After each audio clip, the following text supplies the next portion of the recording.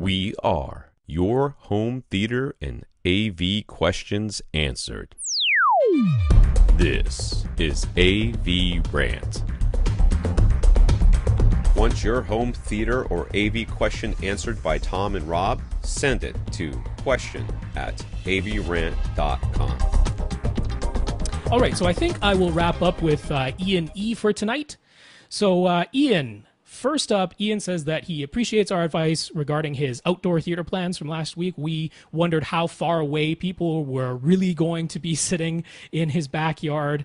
The idea being that maybe the people could just sit closer and then he wouldn't need this really enormous screen. He was thinking maybe a screen that's actually 16 feet wide and 9 feet tall, which is like 215 inches diagonal. Starts getting really, really large. So we're like, could people just sit closer? So he says, just due to the way that the lawn and the concrete and everything is laid out, the closest people could sit would be 10 feet. And then it's more likely that he'd have people sitting 15 to 30 feet away. He says a gathering of as many as 15 to 25 people is pretty common for him. And we were also a little bit worried about the neighbors being bothered by having to play things too loud. He's like, well, he invites his neighbors over. So that's a really good plan, Ian. That's exactly the way to come at this. But he's like, yeah, there could be people, 15, 20, 30 feet away. So he was looking at Carl's Place as a place to get a DIY outdoor screen. They offer standard sizes that are 12 feet wide, and then the next standard size is 16 feet wide.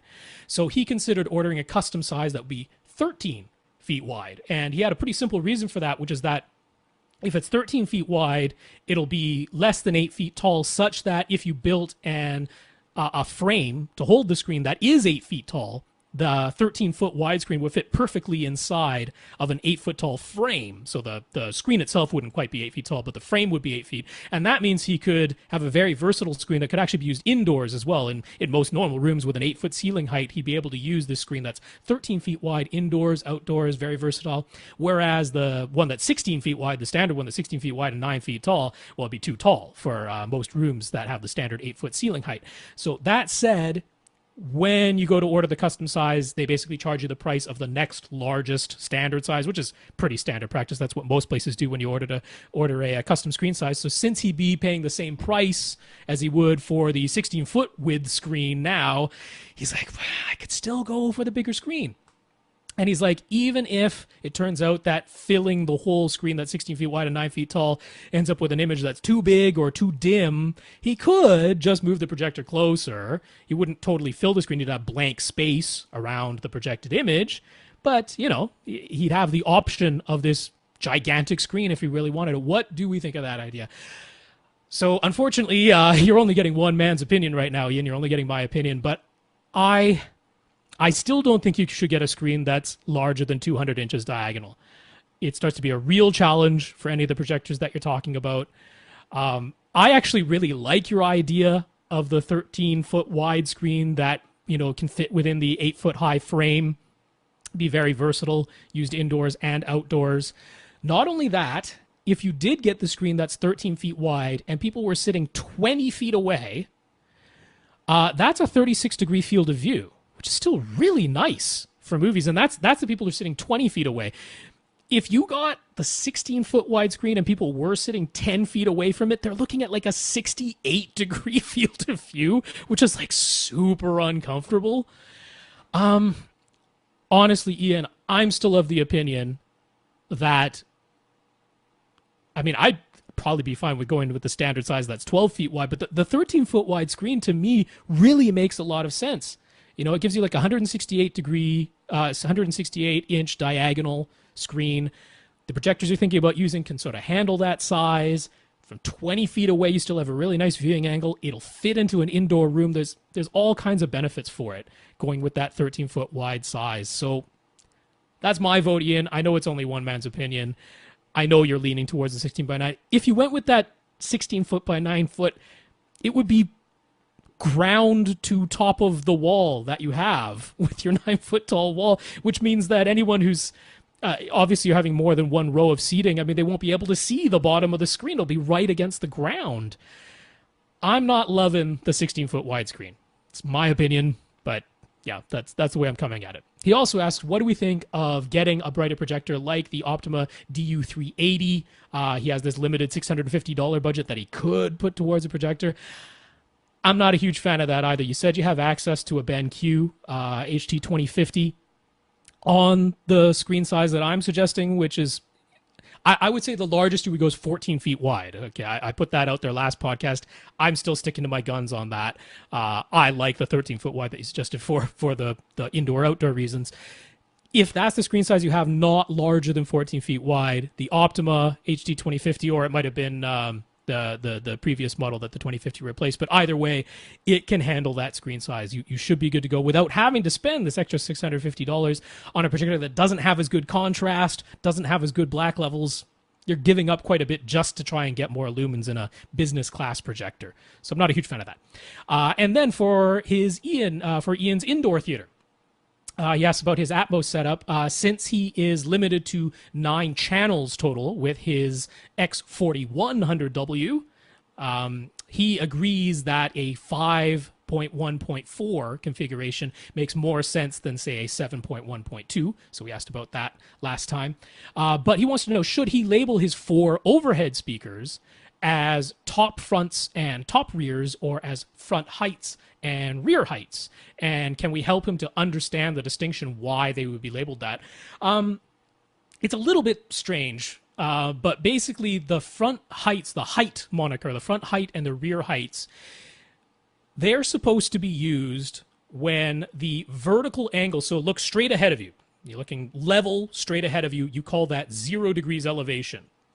Now you go up 30 degrees elevation from there. That would be a height speaker. Now you can go between 30 and 45 degrees elevation. That could be called a height speaker. Whoops, switch back to the wrong camera again.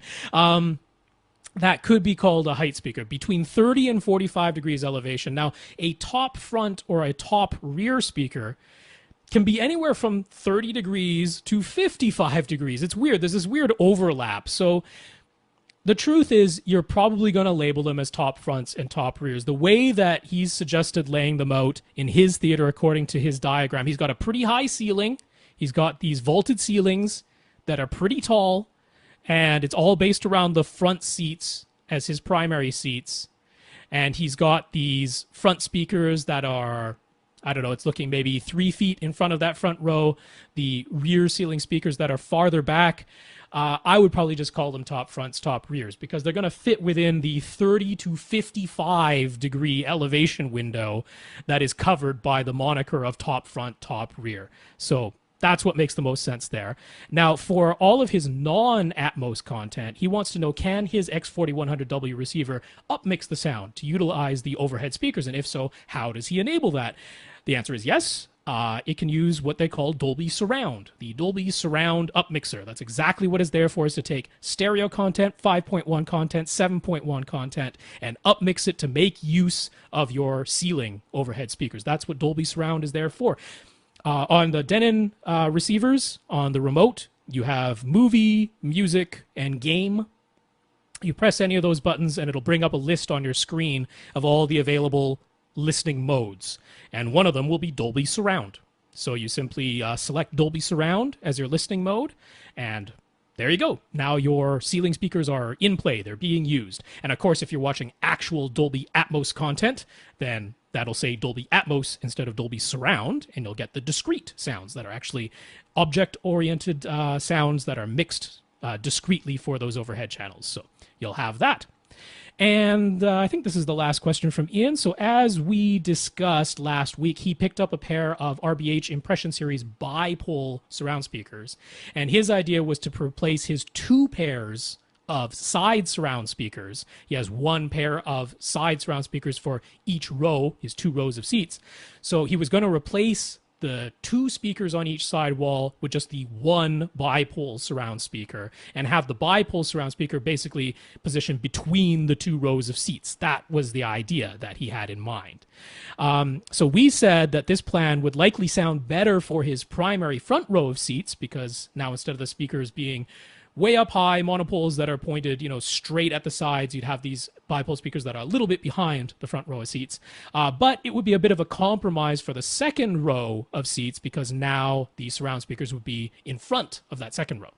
But we thought most people probably don't care about that. Well, he says the people who come over to his place actually do care quite a bit about sound quality. So he's not the only one, and he isn't sure that this compromise would go over too well.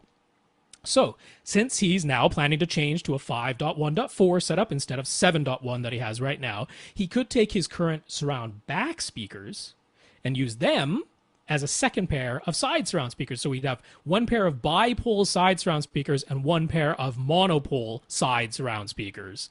So how would it sound if you would use these bipole surround speakers positioned slightly behind the front row and then a second pair of monopole side surround speakers positioned slightly behind the second row? More or less where they are right now, to be honest. Truthfully, I think that'll be fine. A bipole speaker, it's not the same as a dipole speaker. All right, a dipole speaker, you've got these two sets of drivers. You have two tweeters and you have two woofers on either a dipole or a bipole speaker. In a dipole speaker, the tweeters that are more or less facing towards the front of the room are out of phase with the tweeters that are facing the back of the room. And what that does is it creates a null right in between them. You get a cancellation of sound right there. What it's meant to do is create a very diffuse sound that's hard to localize and pinpoint. Well, a bipole doesn't do that. A bipole fires all of the drivers in phase, which basically means it's just a really wide dispersion speaker. So you basically have one really wide dispersion speaker that's going to be acting as your surround speaker for your front row, and then another speaker that has pretty wide dispersion, not quite as wide, but still pretty wide dispersion, being a regular bookshelf speaker for the back row. Honestly, it should sound completely fine.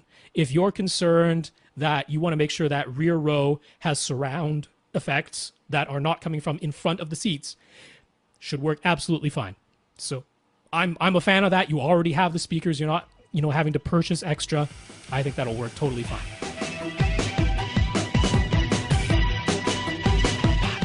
Want your question answered? Send it to question@avrant.com.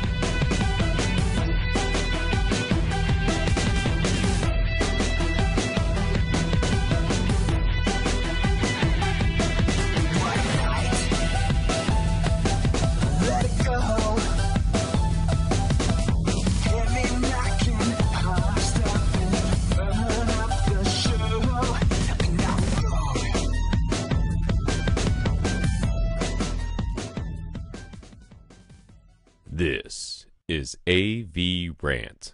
Now go out and listen to something.